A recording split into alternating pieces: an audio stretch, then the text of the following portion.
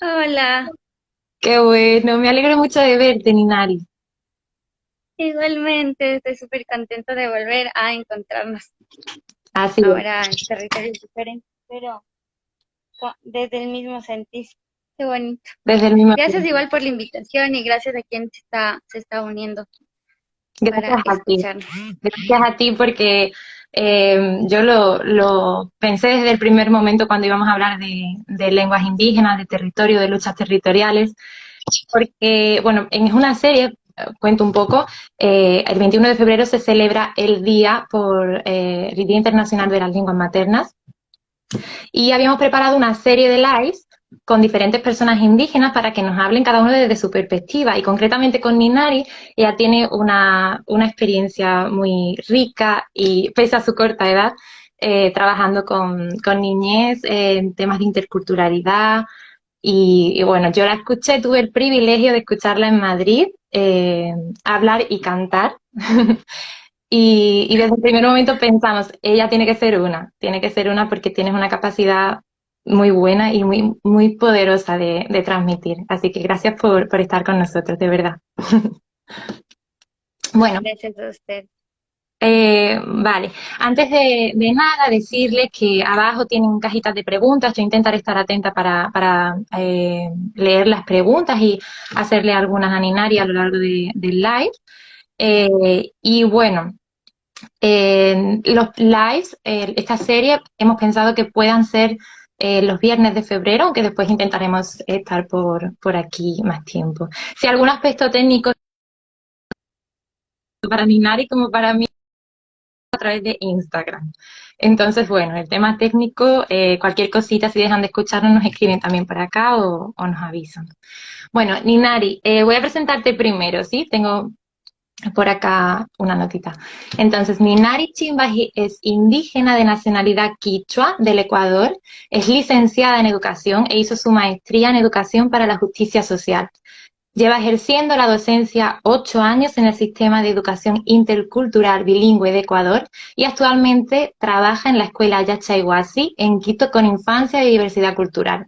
Ahora nos contará más sobre ese aspecto.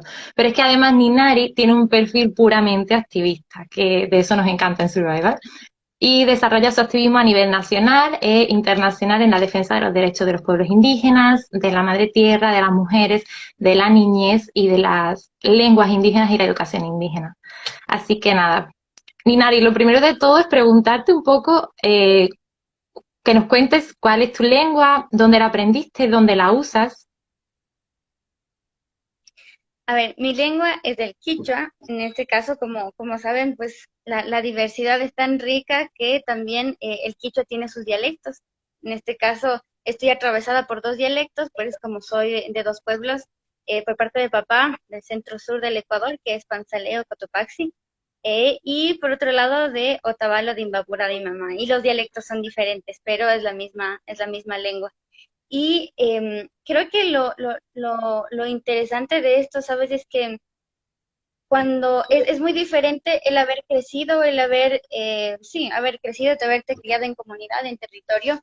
Y otra cosa también es como la vivencia que tienes cuando creces en la urbanidad, ¿no? En la ciudad. Y la lengua indígena, en este caso, pues viene a tener distintos matices y distintos procesos. En este sentido, el proceso de la lengua para mí ha tenido como quizás tres etapas, por así decirlo.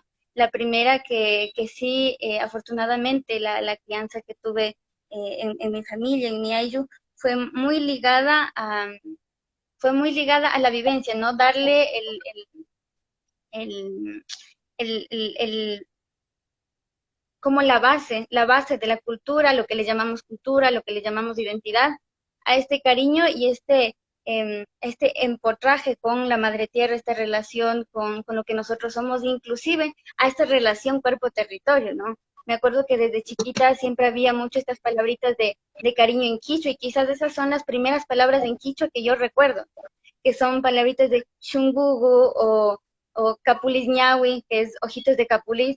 Y creo que esta primera relación que yo tengo con mi lengua, afortunadamente, y digo afortunadamente porque no todas las niñas, niños tienen esta oportunidad de que la lengua sea abierta desde una manera desde el cariño. Entonces, este primer proceso fue desde ahí, ¿no? Desde mi mamá también, que mi mamá es quicho hablante fluida, por así decirlo, porque vemos otros que estamos en un proceso no tan fluido. Em, y por otro lado, hay otra etapa de mi vida que, claro, al crecer igual en la ciudad, estás mucho vinculada en esto del saberte reconocida en la ciudad, saberte reconocida porque eres invisible ante los ojos, desde tu belleza, desde tu presencia misma, y estás en esta lucha de cómo conjugas el campo con la ciudad y de cómo conjugas esto andino, este privilegio andino contra o de alguna manera luchando con estos privilegios hegemónicos, ¿no? Entonces, cuando es niña, entre mi etapa de niñez y adolescencia, se cuarta mi etapa de la lengua, de cuando yo estaba aprendiendo desde el cariño, mi mamá me hablaba, etcétera, y viene esta etapa de meterme en la ciudad, de saber cómo se vive acá, las relaciones interpersonales y demás, y ahí se cuarta la lengua. Por eso para mí es súper importante el trabajo con niñez y adolescencia, porque lo viví, ¿sabes? Porque fue una etapa donde si yo hubiera tenido un espacio en la ciudad, un espacio en los grupos donde había gente mestiza, blanco-mestiza, que me hubieran permitido ser yo misma, ¿sabes? Y sentirme cómoda y sentirme tranquila y sentirme querida también, para mí hubiera sido más fácil que mi lengua siga viva, que mi lengua siga fluyendo. Sin embargo, creo que son procesos que son importantes también, parte de nuestra resistencia, ¿no? Y también acá en la urbanidad. Ya cuando joven, y no es hace mucho, hace unos 5 años, por así decirlo, vuelvo a un proceso proyecto que se llama Huatunaco y que es en el Perú. Que yo ya había estado ahí desde los 6 años, pero pues vuelvo a los 20 y nuevamente vuelvo a brotar, porque así es las lenguas tienen que brotar desde el sentimiento, ¿no? Porque es la única manera que encuentras esta urgencia, que encuentras esta desesperación, encuentres este enamoramiento y este enamoramiento que es tan bonito, que tiene tantos matices y este enamoramiento también que te lleva al llanto también. Cuando yo vuelvo nuevamente a despertar mi sensibilidad y encontrarle esta necesidad de la que se habla, ¿no? Una necesidad más no monetaria, más no sé, como una necesidad de mercado. Mi necesidad surge porque yo digo como me encantaría tanto poder hablarle a mis apus, a las montañas, y no me fluye la lengua, ¿sabes? Entonces empieza en mí como una desesperación de qué importante que fue esto y por qué se me cortó y qué pasa aquí con los jóvenes de la ciudad y cuál es la etapa de la niñez como más importante y cómo como docente yo también puedo hacer que otros guaguas no pasen por lo mismo, que no se les cuarte ese fluir de la lengua, este sentimiento. Y por otro lado, esta otra importancia, ¿no? Porque siempre se habla de las lenguas indígenas como es súper importante hablar, porque el 90% de la identidad es la lengua, siempre se ha dicho esto, ¿no? Pero ya vivencialmente yo puedo decir bueno, que hay cosas que se difieren, porque cada persona vivenciamos la cultura, la identidad y la relación con nuestros paisajes también de manera distinta. Y a partir de eso, cuando yo tenía unos 20 años, unos 25, comienzo a tenerle a la lengua indígena, a la lengua quichua en este caso, ahora en primer plano y es como mi meta ahora, ¿sabes? Mi meta y es el medio por el que ahora yo he buscado tejerme más con mi abuelita, más con mi gente, porque estar aquí en la ciudad también te cuarta eso, te cuarta estar con tu gente, estar con la comunidad. Entonces, ahorita la lengua ha venido a ser esta salvación para mí.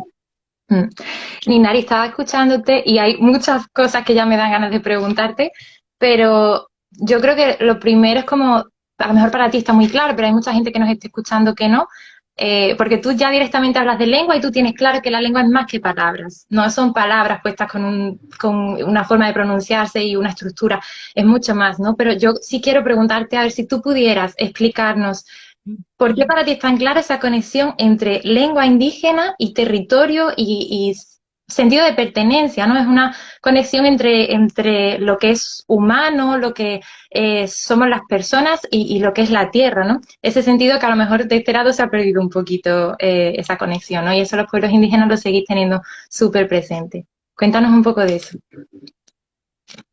Sí, creo que es súper importante como verle a la lengua no desde una manera quizás como meramente lingüística, porque este lenguaje no reposa solo en el logos, y ese ha sido el problema, cuando el lenguaje reposa en el logos, cuando lo lingüístico solo reposa en los logos. Y es que el lenguaje, al no reposar en el logos, viene a reposar en un tejido lingüístico extenso que se hila entre humanos, naturaleza y deidades. Y entendiendo esto, eh, entendiendo el logos sobre todo, porque este logos implica una ruptura del cordón umbilical que ata al ser humano con la madre naturaleza, a la vivencia, a esta relación directa, a la relación emotiva y sensitiva con las cosas del mundo. Y esto limita la emergencia de la conciencia del mundo. Entonces, el hablar de lenguas indígenas, como alguna vez igual yo comentaba, hablar de lenguas indígenas, de lenguas en riesgo, es hablar de justicia social, es hablar de justicia ecológica. Y aquí ya hablaríamos también de justicia lingüística, ¿no? Entonces, eh, estas lenguas indígenas lo que permiten es la emergencia de la conciencia del mundo.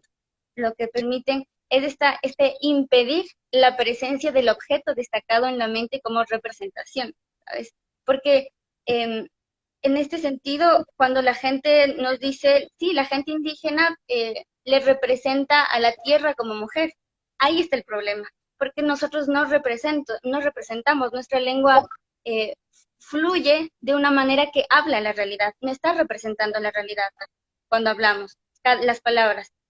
En este sentido, por ejemplo, cuando decimos madre tierra, Pachamama, no estamos representando en sí a una mujer que representa la naturaleza, representa a los animalitos, es madre tierra. Y es así de simple. Esa es la realidad. Es mamá. Y como mamá tiene su lengua propia, como mamá se enoja, como mamá ríe, como mamá abraza también, como mamá te cuestiona.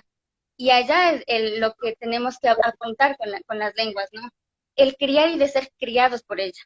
El criar y dejarse criar también por las lenguas, por el paisaje que conversa con ellas también. Y Ninari, ¿qué piensas así? Bueno, te voy a hacer dos preguntas en una. ¿Por qué crees que es importante enseñar desde crianza, desde niños y niñas a los pequeños? ¿Por qué es importante para ellos y para los pueblos indígenas y por qué es importante a nivel global?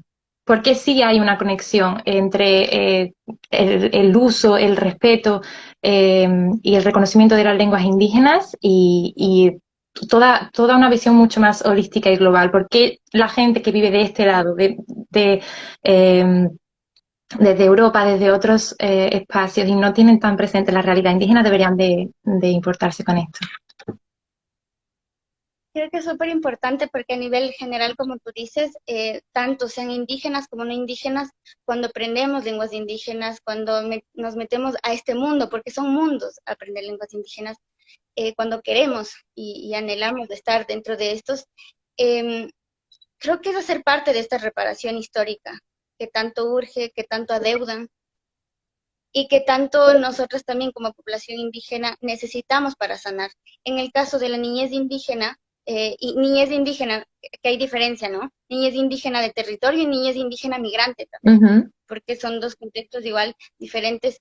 Creo que es súper importante porque esta enseñanza, ¿y qué tipo de enseñanza de la lengua?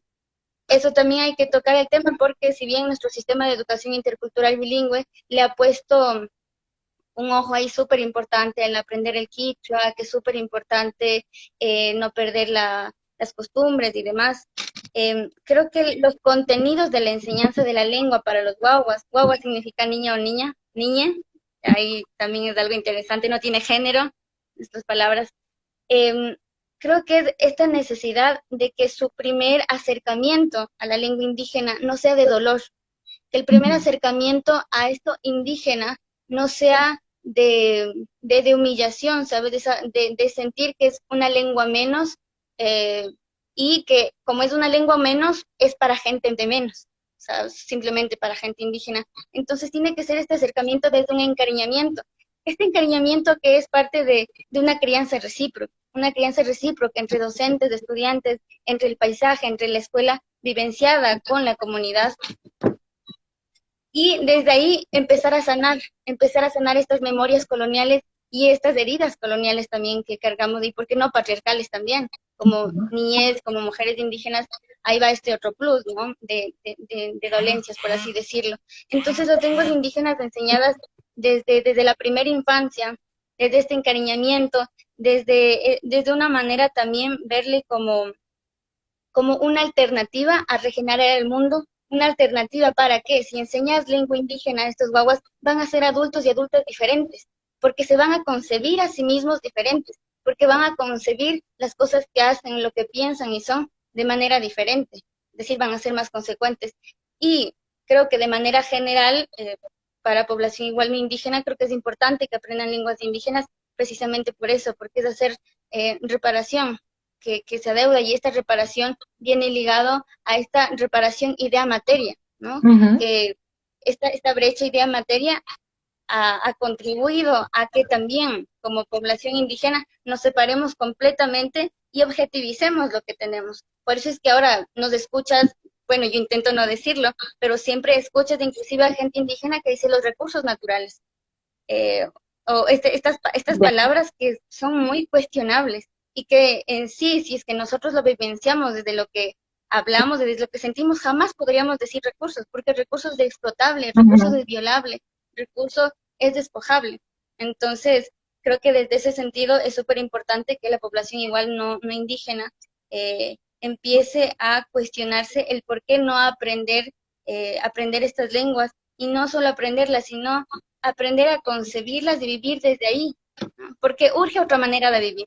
Sí, es totalmente cierto y todos sabemos que necesitamos un cambio en el modo de vida así más globalizado, pero a veces obviamos lo que nos dicen los pueblos indígenas y no les damos la importancia que tienen, ¿no? Y lo que vemos, por ejemplo, es que tienen, por ejemplo, la solución a uno de los problemas más grandes que tenemos a nivel global, que es el cambio climático y la emergencia climática, que en realidad es una crisis socioambiental, ¿no? Que yo siempre digo, no es ni o sea, no es social por un lado y es ambiental por otro, está unida. Y esa forma de relacionar las cosas a mí me gusta mucho porque tú usas la palabra encariñarse, pero es real, ¿no? Y de hecho yo la primera vez que te escuché fue la palabra que más me tocaba porque era volver a encariñarnos con el otro, volver a encariñarnos con la tierra y sentirnos todos como responsables de lo que pasa en todas partes, ¿no? También tú traías todo el tema del racismo de los recursos, de la explotación de los recursos, y eso nace en nuestras sociedades no indígenas. Entonces, yo desde ahí también como que me siento obligada a hablar, ¿no? Porque justo el papel de Survivor es actuar donde surgen esas opresiones a las poblaciones indígenas, ¿no? Entonces, no se puede dar sin que nos conectemos, sin que seamos conscientes de que es una responsabilidad compartida todo lo que hablabas. Y estabas hablando del tema de los niños y las niñas, o los niños, como tú los llamas, eh, de que a veces se avergüenzan en algunas zonas y no es porque les salga, obviamente se les ha hecho avergonzarse de hablar su lengua. Algo. Bueno, el racismo estructural y que hay en los sistemas de justicia, en el sistema educativo, y que hace a los niños y a las niñas indígenas avergonzarse por hablar sus lenguas y por expresar su cultura y por compartirla, como tú decías, cuando llegan o cuando están en espacios que no son sus comunidades, sino que, por ejemplo, se aproximan a la ciudad, pues sucede eso, ¿no? Y me estaba viniendo a la mente, quería mencionar que estas cosas siguen pasando y, por ejemplo, una de las campañas que tiene Activa Survival, que se llama Escuela Fábrica, que tiene este nombre porque en algunos lugares como la India se siguen reproduciendo estos esquemas de las residential schools, de las escuelas residenciales que había antes en Estados Unidos, en Canadá, y que a día de hoy parece una locura que sigan existiendo y sería difícil de creer, pero existen y de hecho Survival tiene una campaña fuerte por estas escuelas residenciales, escuelas fábricas que las llamamos, por si alguien quiere eh, buscar un poco más de información en la web, o ahora le pediremos a mi compi de redes que lo publique por aquí o el enlace o lo metemos por algún lugar. Pero bueno, es una realidad lo que hablábamos tanto del racismo, tanto de la importancia de hablar las lenguas y luego de reconectarnos, ¿no? Que yo vuelvo a traer esto de que en los pueblos indígenas son alrededor del 5% de la población mundial y sin embargo en sus territorios, en vuestros territorios, está el 80% de la biodiversidad del planeta, ¿no? Y esto no es casualidad. Yo creo que bueno, más bien no entiendo por qué no está claro qué está pasando en nuestra sociedad, en la sociedad indígena, en la sociedad mayoritaria, para que no nos demos cuenta de que ustedes están desde los territorios y están defendiendo los territorios, pero que nosotros somos tan dependientes de esos territorios y de la lucha que ustedes están teniendo, que yo me cuesta trabajo entender eh, porque es una causa que acá explicada cuesta tanto hacer llegar, ¿no? No es una cosa que tú puedas parar por la calle a alguien y explicarle en un instante todo el tema de la conexión. Hay como que explicarlo, ¿no? Hay otras causas mucho más fáciles de entender o, bueno, que la gente está más dispuesta a entender porque en realidad no es tan difícil. Y no sé, yo quería preguntarte eso. ¿Tú por qué crees que la gente acá no está tan sensibilizada o por qué no se dan cuenta de que no es una lucha de minorías, que es una lucha que es por todos, que los indígenas están en los territorios con sus cuerpos defendiendo unos territorios, una biodiversidad y una riqueza que es valiosa y indispensable para todos? Yo creo que esto se ha dado por tres cosas y le llamamos las 3D, ¿no? La desacralización, la descomunalización y la deshumanización. Esto sucede en cualquier territorio, sin embargo, en territorios indígenas, en territorios en Abya Yala, hay quizás como dinámicas diferentes, porque pues como somos plurinacionales, hay mucha diversidad también, se sigue viendo la diversidad como un retraso, más bien no algo como una virtud de cada país, de cada territorio. Y es que aquí tiene un rol súper importante las escuelas. Las escuelas, al hablar de temas de territorio, de identidad y de lenguas indígenas en este caso, han desacralizado las lenguas. ¿Qué es desacralizar las lenguas? Esta desacralización de las lenguas ha hecho que si es que aprendemos, por ejemplo, alpa, que significa tierra, pues simplemente sea eso, sea tierra. Sin embargo, cuando no está desacralizada, cuando todavía hemos tenido la oportunidad de nacer en cuna de raíz cultural andina, las lenguas se viene vivenciada como una persona viva. La lengua en sí es una persona para nosotros. Por eso a veces le decimos, sígueme.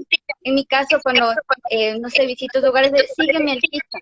Pido que me siga el quichua también, ¿no? Que me siga acompañando. ¿Por qué? Porque la lengua tiene conocimientos. En las lenguas anidan conocimientos. Entonces, cuando se desacralizan también conocimientos y saberes. Es por esta razón que muchas, no sé, en Amazonía,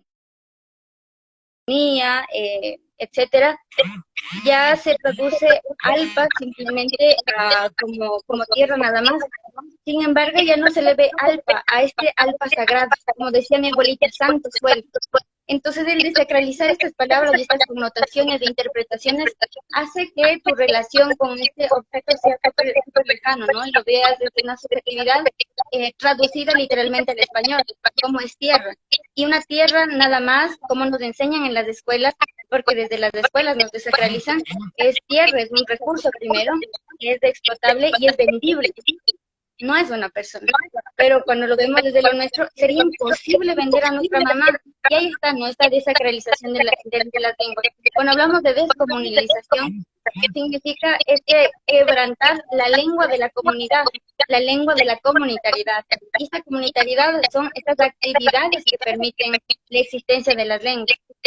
Las actividades que permiten la existencia de las lenguas es la música, es el tejido, es las mingas. Si no existen estas actividades, pues también no existe la vivencia de la lengua misma. Y esa deshumanización, precisamente lo que tú decías, ¿no?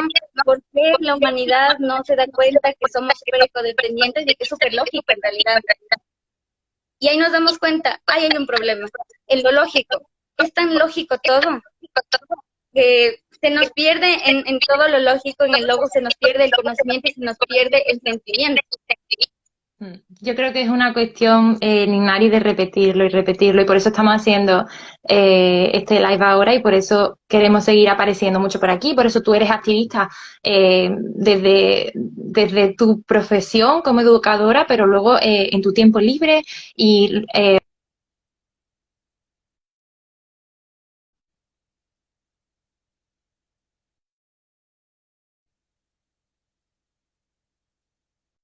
yo creo que eso, que es una cuestión de repetirlo. También en espacios internacionales te hemos visto. Tenía por aquí cuando, a ver, ¿dónde fue? Porque quería preguntarte, que leí en algún lugar que habías estado el año pasado, creo que fue. Sí, fue en febrero de 2020 en el Congreso Internacional de la UNESCO, que no sé si fue en México, me parece, sobre México, lenguas en riesgo.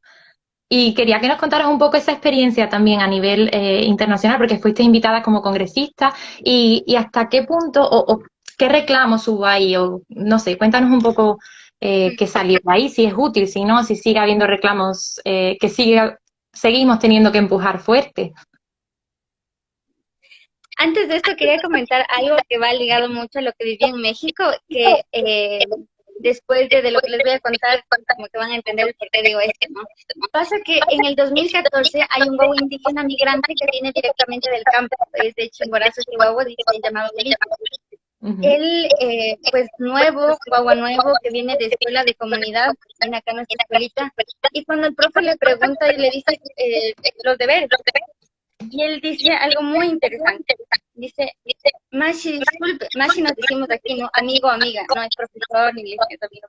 Dice, Mashi, disculpe, es que el deber no me vino siguiente.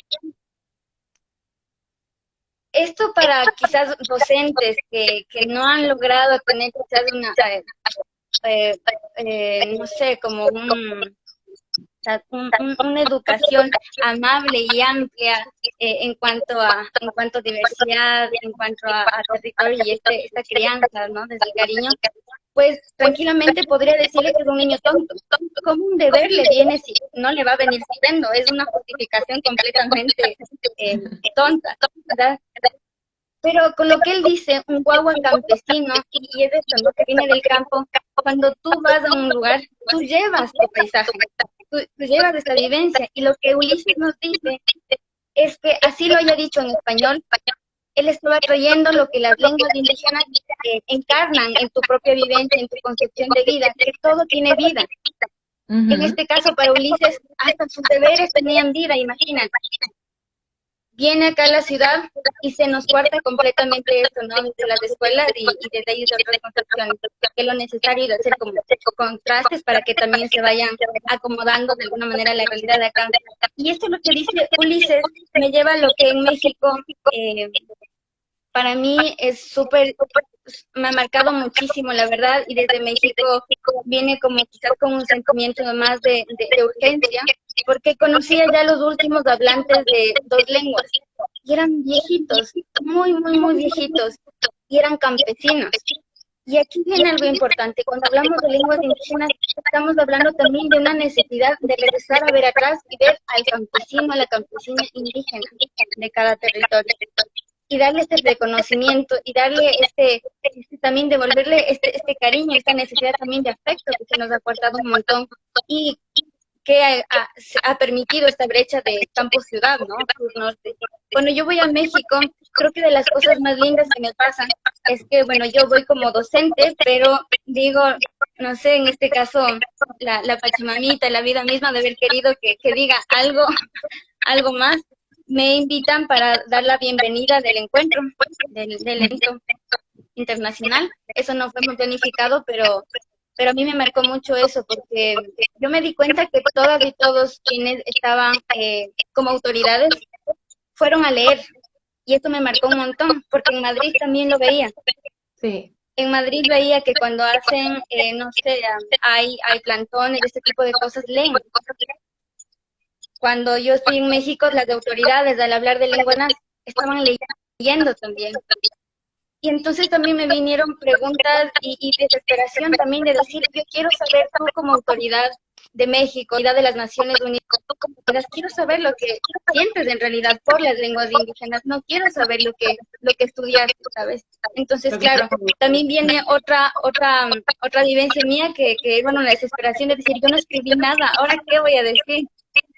Y solo fue encomendarme, había llevado mi chipicito de semillas, de piedritas que algunas abuelas y abuelos me habían dado para que me acompañen. Y dije, es ahora, es en este momento donde este, este logos, ¿no? De lo que uno entiende y lo que sabe sobre la cultura, ponerlo en la práctica. A mí me decían que las semillitas y las piedritas de una mesadita me tienen que acompañar. Eso es lo que hice. Le pedí que me acompañe, estaba muy nerviosa y lo más lindo después de eso fue que mucha gente lloraba cuando terminé de hablar y yo también lloraba, lloraba mucho. Y lo que más me ha marcado es que no fue la gente blanca la que estaba llorando, aunque también había, pero a mí lo que más me impactó era la gente campesina, porque ahí habían delegados de INALI, campesinos y campesinas hablantes, guardianes de la lengua, y que dije, a esto tenemos que apelar a que nuestra misma gente nos aplauda, nuestra misma gente diga, hermana, vos me representas, hermana, me reflejas de ese cariño, gracias. Y no nuevamente pensar como esta desde el Salvador blanco, ¿no? Esperar a que blanco y sus lenguas valen, sino entre nosotras mismas. Y que eso suceda es algo impactante en realidad, porque no sucede. Ha habido tanto dolor que eso ya no se da.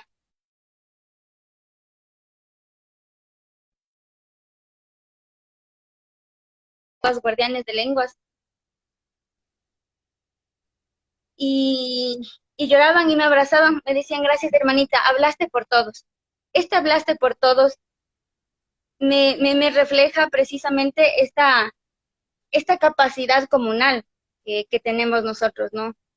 Y es esto, cuando este campesino me dice, hablaste por todos, me resuena un montón porque es esto, nuestras lenguas indígenas hablan por todos, nuestras lenguas indígenas habla por los territorios, habla por nuestra gente, habla por nuestros apus, hablan por las semillas, hablan por los maicitos, ¿sabes? Entonces cuando él dice, gracias hermanita, hablas por todos, fue como, Ninari, eso faltaba, ¿sabes? Y se me remueve un montón más y fue como, y no es desde un ego, de decir como que bueno, ¿no? Desde una mirada muy occidental moderna, como yo voy a hablar por todos y yo les vengo a representar, sino ahora ya soy parte de esta comunalidad de México y de la gente campesina, ¿no? Desde la misma. Entonces, creo que ese para mí ya fue una responsabilidad que se me puso sobre los hombros, el aprender a hablar por y desde lo que somos, ¿no? Esta colectividad que en Quichua es, cuando hablamos de Ñucanchi, que significa nosotros, es nuestro también,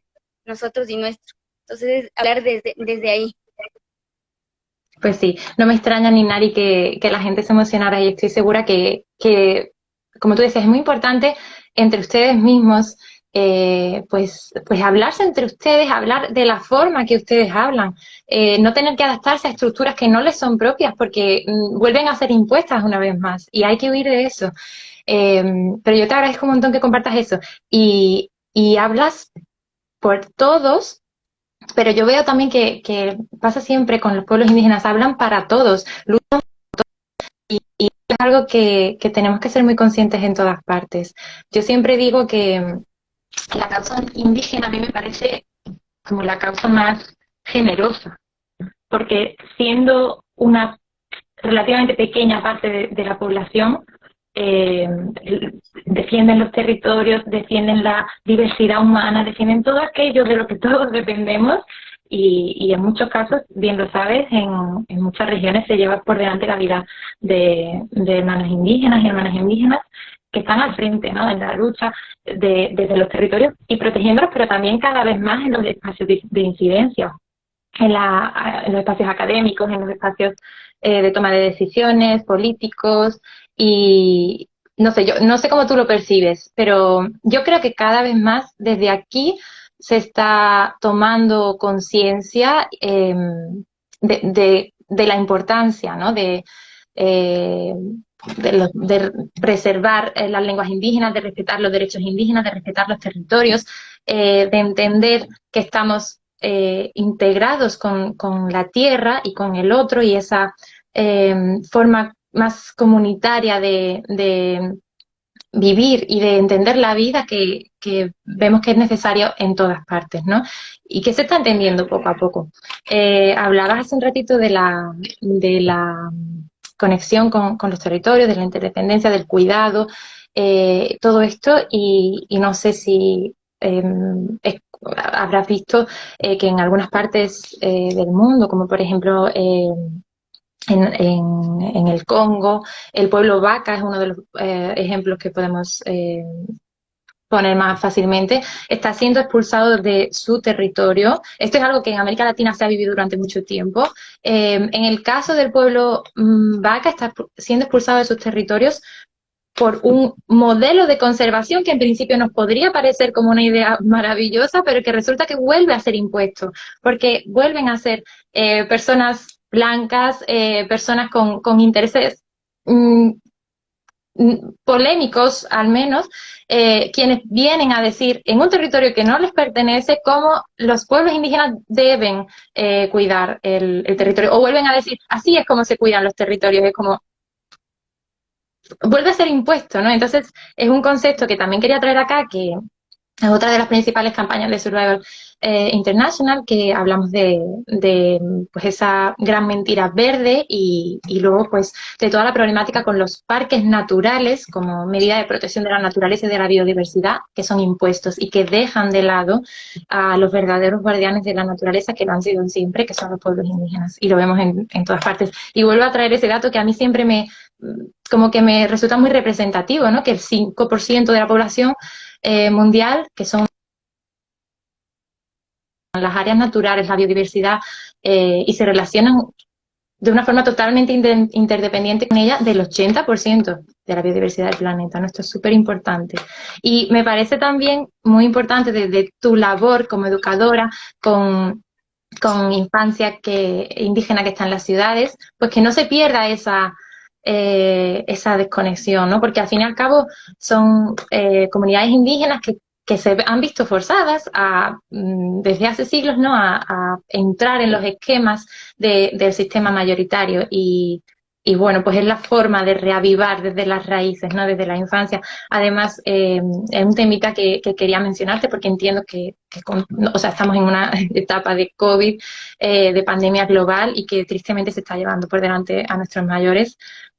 Y otro de los aprendizajes así importantes que yo me he llevado de los pueblos indígenas, de escucharos, de convivir, de tener la suerte, ¿no? De convivir con ustedes, es que bueno, pues nuestra sociedad descarta a nuestras personas mayores cuando ya no me es productiva. Una persona la descarta y queda como al margen del sistema, dejamos de cuidarlos, y sin embargo con los pueblos indígenas yo he visto todo lo contrario, ¿no? Cómo son los depositarios de sabiduría, cómo bueno, son quienes, pues tristemente se ha llevado por delante mucho la pandemia. Pues gracias, Ninari, por toda la labor que haces desde tu escuelita, desde los espacios de activismo, y gracias por participar con nosotros. Algo final para decir, que te robé muchísimo tiempo ya hoy. Algo final que quieras decir hacia el público internacional. Ten en cuenta que hay mucha gente acá que no son indígenas y que están súper contentos de escucharte. A mí ya me escucharon suficiente. Bueno, quizás lo importante de decir es de que la querencia es un derecho. Esta querencia es un derecho al que tenemos que tener acceso todas y todos. Sin embargo, esta querencia no tiene que, de alguna manera, ser sinónimo de apropiación cultural. Cuando hablamos de lenguas indígenas, de esta querencia, de esta necesidad de encariñamiento y de la necesidad y urgencia del aprendizaje de estas mismas, no está vinculada a la apropiación de esta ciencia, a la querencia de estas personas, de nuestros colores, de nuestros rasgos. Es a la querencia de quienes siguen en territorio, de quienes no hablan el español muy bien, de quienes no estudiaron una academia, de quienes no son elocuentes, de quienes no pueden ocupar quizás estos espacios. Es esta querencia la que nosotros buscamos como urgencia, ¿no? Entonces, cuando hablamos de lenguas indígenas, de esta urgencia, sí es importante recalcar que no buscamos apropiación cultural, que eso es algo que también nos sigue pisoteando, sigue siendo cómplice de esta genocidio colonial que continuamente cambia las dinámicas, pero sigue continuando, ¿no? Y ahí estamos nosotros a morir. Y una manera de negarnos también es buscar como un montón de alternativas, porque existen un montón de alternativas, y esta alternativa para poder regenerar este mundo es una a través de las lenguas también, a través de los saberes ancestrales, a través de la comida inclusive. Las lenguas van vinculadas a la comida, porque ahí mismo también tiene su saber, está vinculada al tejido, está vinculada a estos otros rostros, ¿sabes? Entonces,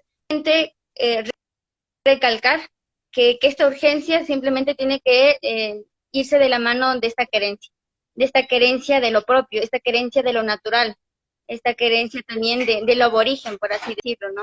De volver a resignificar estas palabras, de resignificar nuevamente, no sé, las cosas que se nos enseñaron en la escuela como algo negativo, como algo de bajo nivel, ¿no? Entonces, desde su espacio, de ustedes como blancas, como personas mestizas también, resignificarlo desde ahí y que su querencia se note, como personas blancas, de mostrar esa querencia desde las preguntas, desde el cuestionamiento, desde las inquietudes, desde al tener posibilidades, ver las maneras también de acercarse a las personas, ¿no? Tanto como a los libros como a las personas. Y es que es tan profunda la lengua, aquí con esto igual quería terminar, que las lenguas de por sí ya les decían que tienen conocimientos, en las lenguas anidan conocimientos y saberes, y es que es muchísimo más las lenguas indígenas aprenden de una manera antropocéntrica, o sea, sería nada ilógica, básicamente, aprender lenguas indígenas es irse contra todo el mundo y el sistema lógico occidental hegemónico, ¿no?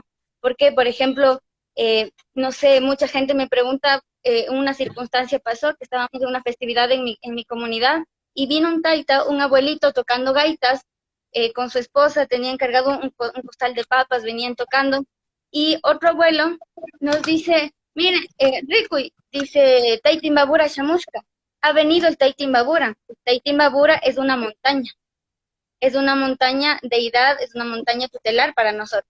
Y claro, había mucha gente que decía, a ver, ¿cómo? Está entrando una persona, es un abuelo, ¿y cómo es que vino la montaña? Lógicamente no se puede entender, ¿sabes? Entonces, pandes y rompes ese logos que quebranta como estas otras posibilidades de ver la realidad y vivir esta realidad. Y es que es eso, para saber quién habla, en este caso la lengua, o habla también desde su propio ser, ¿no? Desde la música y todo, para saber quién habla, se requiere vivenciar la circunstancia. En esa circunstancia fue que él no representaba a la montaña, él era la montaña. Ahí es cuando decimos que nuestro lenguaje no expresa representaciones, expresa realidad, fluye lo que vivenciamos. Entonces, para saber quién habla, se requiere vivenciar de la circunstancia, estar ahí, por eso es súper importante las vivencias. La gente que aprende lenguas indígenas en la ciudad está a un pasito nada más y no pueden quedarse ahí. Es un paso hacia un mundo que tienen que seguir guardando todavía esa necesidad de seguir aprendiendo, ¿no? Porque en este caso, en la figura de un humano puede estar hablando una papa, en la figura de un humano puede hablar una serpiente, en la figura de un humano puede hablar la tierra misma, ¿sabes? Por eso a veces dicen como, por ti habló la madre tierra, o tú no fuiste la que hablaste Ninari, o tú no fuiste la que hablaste tal persona. Ella no es ella la que está hablando. ¿Quién está hablando? Es tal montaña. Y esa es la profundidad de lo que guarda la cosmovisión andina, la profundidad de lo que guardan las indígenas, y a eso hay que apelar, porque cuando entendemos este mundo entre lógico y no lógico, es también aprender a conjugar y vivir en contraste, ¿no? Inclusive un contraste epistemológico entre lo que vives en Occidente moderno, porque es un derecho nuestro como población indígena también, vivir y aprender lo de Occidente moderno, y por otro lado también lo nuestro que nos muestra un millón de alternativas para sanarnos, para curarnos y para curar al otro, a la otra, a el otro, para entender esta diversidad inclusive sexogenérica, para entender inclusive esta diversidad y esta diversidad inclusive de llamados y de llantos, ¿sabes? De cómo sé que está llorando la tierra, qué está pasando a través de los sueños. Cuando te metes a este mundo de aprender solo la lengua, está ligado muchísimo a estos lenguajes inclusive corpóreos, a estos lenguajes inclusive desde los sabores, estos lenguajes inclusive desde los sueños, que son súper importantes. ¿Cómo sabemos que tal montaña, por ejemplo, la Mama Cotopaxi, en nuestro caso, que es nuestra madrina tutelar, necesita que le vayamos a ver o está pidiendo auxilios a través de los sueños?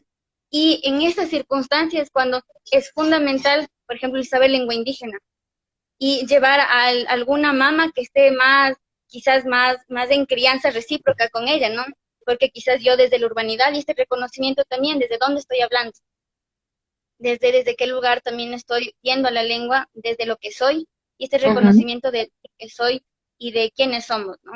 Entonces creo que eso también es súper importante, entender que las lenguas indígenas son caminos vivos que al transitarlos nos permiten y nos dan la oportunidad, nos dan el privilegio de encontrar alternativas para reparar la crisis climática, para reparar la crisis civilizatoria, para reparar también la brecha de género, ¿sí? Porque muchas de nuestras lenguas no existe género. Guagua, por ejemplo, que es una palabra inclusive utilizada por personas mestizas, blancas mestizas, guagua, ahí mismo podemos entender, ¿no? Cómo nuestras culturas, a pesar de 528 años de tanto dolor, de tanta violencia que se ha ido dinamizando, ¿cómo es que seguimos resistiendo? Es por esta misma concepción, ¿no? De lo vivo, de lo vivificante, de todas las expresiones y formas de vida. Tanto esta relación y este tejido, este hilo entre humanos, naturaleza y deidades. Que cuando hablamos de comunidad, no es la comunidad de una comunidad, sino estamos hablando de estas tres comunidades. La comunidad de los humanos, de la naturaleza y de las deidades, y entre esas múltiples otras comunidades que también se nos van dando desde cada localidad, porque el paisaje cría. Entonces, en ese sentido, creo que hay más bien que llamarles a la gente que les interesa lenguas indígenas o les interesa saber lo que sucede con las lenguas indígenas, es llamarles también a que compartan nuestra desesperación, a que compartan nuestro dolor, a que compartan nuestro enamoramiento. Muchos desenamorándonos nuevamente. Y hay que volver a enamorarse, aprender a querer bonito entre las mismas personas, entre la semillita mismo. Si vos ves, darte esta oportunidad de poder reaccionar desde una inmediatez, ¿no? Los guaguas vemos en los guaguas mismos, cuando tienen una educación diferente, esa inmediatez hace que ya vayas reparando cosas. Esa inmediatez cuando ven una semillita, sea guagua indígena, negro, hemos visto, ¿no? Vemos y le dicen, no, semillita, disculpa que te llamen, ya te voy a llevar a un lugarcito, y le piden disculpas. Eso ya es hacer reparación. Eso ya es entrar a este mundo de las lenguas indígenas, no de manera lingüística nada más, ¿sabes? Porque es mamá, es madre semilla, es guagua semilla, es una persona. Entonces, concebida de esa manera, pues ya estás rompiendo estos esquemas, inclusive esquemas epistemológicos hegemónicos, ¿no? En los guaguas mismos, con esta inmediatez, con el asombro mismo, esta necesidad de asombrarse por las cosas. Ya no nos asombramos por las cosas, por lo que vemos en la naturaleza, por los colores, porque se ha visto eso como subordinado, ¿no? Se ha subalternizado la capacidad emotiva, afectiva y expresiva. Entonces, a veces el expresarnos con la naturaleza misma, pues simplemente es vernos subordinados. Sin embargo, es una habilidad, una cualidad y una capacidad que hay que desarrollar, y que pues todo como en la práctica, hay que practicarlo. Practiquen en sus casas conversando con la piedra, hay que practicar, porque si no practicamos, ¿cómo sabemos cómo se siente? ¿Cómo sabemos si puedo hacerlo? ¿Cómo sabemos si mi mente muy occidental todavía no logra a tener esta empatía de conversación, ¿no? Si le converso a una piedra y mi conciencia y mi logos me dice, no, ni Nari, eso es muy tonto, no hagas, todavía no estoy en el proceso, ¿sabes? Todavía me falta quizás otras cositas más. Entonces, practiquemos yendo a la montaña y hablarle, practiquemos llevando a nuestras amigas y amigos también. Y es como un montón de cosas que se puede hacer para llegar a la lengua. O sea, quizás la lengua sea uno de los fines, sí, pero detrás de eso hay como mucho proceso, o quizás la lengua es el principio de, para llegar a otras cosas, porque no podemos absolutizar. Lamentablemente acá muchos lingüistas indígenas han pensado que las lenguas indígenas es igual a identidad. Sin embargo, identidad sin conciencia no es identidad. Identidad Ujú. como principio es muy diferente a una conciencia identitaria. Entonces, verle a la lengua, cierto, como hueso, como carne, sin embargo, pues necesitamos otras cositas que bombeen el cuerpo, ¿sabes? Que bombeen la sangre. Y Es ahí están, cierto. son cosas pequeñitas, inclusive desde el recuperar las semillas nativas, desde el tratarles con cariño, desde que te nazca el llanto, te nazca la emotividad. Cuando te nace la emotividad, una vez cuando les pase esto a un amigo, le decía a un amigo de Costa Rica que me decía, Ninari, no sé por qué me dio ganas de llorar cuando estuve en tal lugar. Le dije, hermano, compañero, por fin, ya este mundo vivo ya se está abriendo hacia ti. Tú también te has dado esa oportunidad, y has buscado y has luchado también entre tus crianzas, ¿no? Entre tus crianzas coloniales y ancestrales también. Por fin ya estás. Cuando brota este sentimiento, ya está brotando este tejido umbilical, que es lo que creo que también permitiría reparar todas las crisis de las que ahora estamos viviendo. Y eso nada más. No sé Pues si sí, cualquier otra qué cosa bueno. quisieran preguntarme, Sí, concuerdo. quiero, claro, quiero recordar muchas gracias, Ninadi, porque de verdad es que nos quedamos todos embobados contigo y es muy necesario escucharlo. Y por lo que veo en los comentarios no soy la única que lo piensa. Eh, He visto dos preguntas en la cajita, una que nos decía, bueno, tenemos una que nos dice, Nina, ¿se puede hablar a través de instrumentos con la naturaleza? Es una forma de conectarnos. Y tenemos otra que nos preguntaban, ¿cómo ves el uso del quichua dentro de 100 años? Quien quiera preguntar alguna otra cosita, aquí abajo tienen la cajita, o, bueno, es como un bocadillo así con una interrogación, ahí pueden preguntar. ¿Cómo veo la lengua quichua en 10 años, de la verdad? Veo un panorama un poquito triste. Por el hecho de que en este congreso en México, algo interesante que también dije, eso ayudaría muchísimo en Ecuador para que la gente quisiera aprender el quichua, era que hablaban también de monetizar, ¿está bien dicho? Monetizar, Ujú. sí, ya, monetizar las lenguas indígenas, que Es por un lado tiene monetarizar, creo. monetarizar, eso. Pero no nos importa. Si no, dilo en tu idioma si es que existe ese concepto. Quichuañol, ahí sabemos gente que también hablamos quichuañol. Sí, monetarizar. Y que por un lado me pareció importante, necesario, sí, cierto que se necesitaría también darle este reconocimiento monetario a la gente que es hablante fluida, pero por otro lado, si es que vemos ese como el camino único, va a terminar desacralizándose por completo. Inclusive lo pocos que se van a desacralizar en el transcurso. Alternativa y es importante y es necesaria.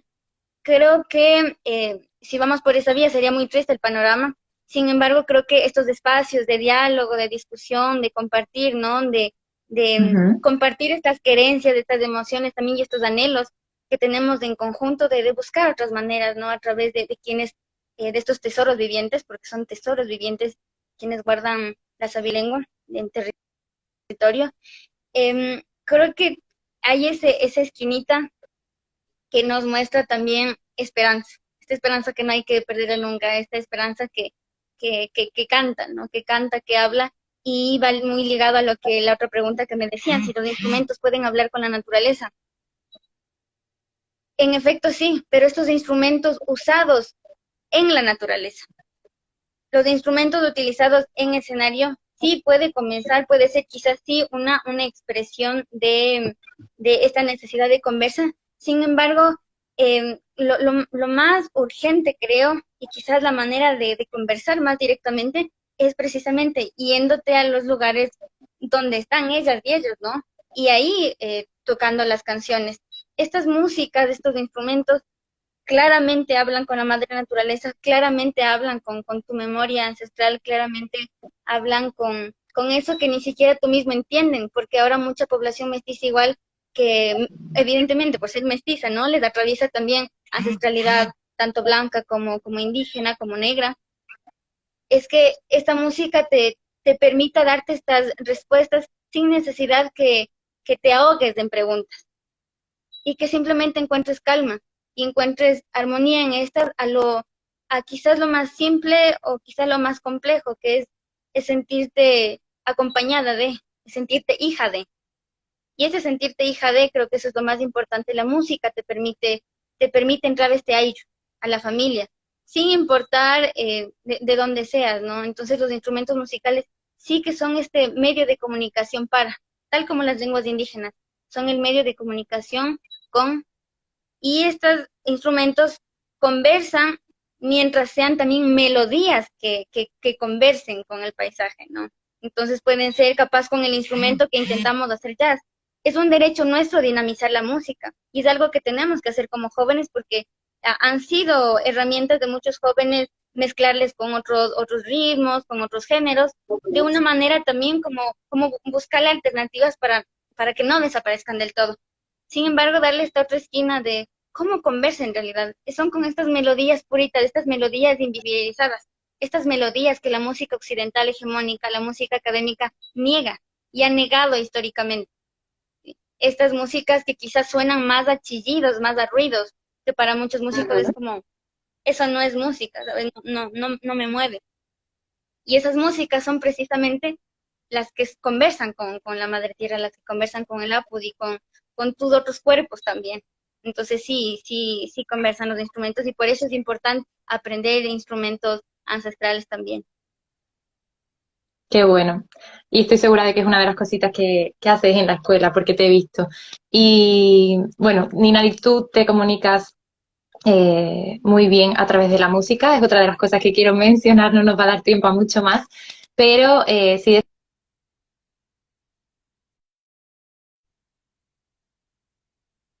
como decíamos, es algo, una cuestión de minorías, es de todos y hasta que todos no nos impliquemos, todas y todos no vamos a conseguir cambios fuertes. Entonces, bueno, animar a todo el mundo a que sigan a Ninari en sus redes porque es maravillosa. Todos los mensajes que comparte son como este o siempre mejores. Y a quien quiera activarse por los derechos de los pueblos indígenas, personas no indígenas, personas indígenas, pueden escribirnos, contactarnos en survivalinternational.es, perdón, en Survival International es aquí en Instagram o escribir a info@survival.es y ahí podemos mandarles información, nos pueden dar ideas de cómo movilizarnos, cómo encontrar otros espacios para difundir las palabras y ser altavoz de los pueblos indígenas.